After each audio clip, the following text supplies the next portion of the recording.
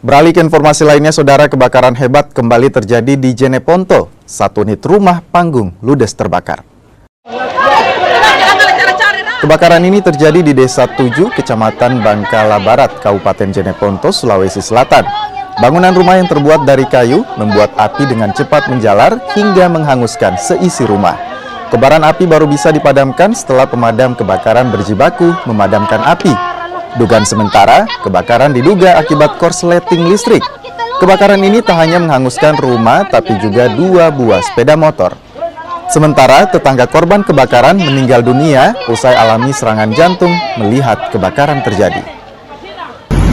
Dan dapat terbakar cuma satu unit rumah, terus satu korban jiwa terkena serangan jantung,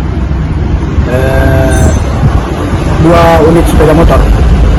Yang diperkirakan ini penyebab kejadian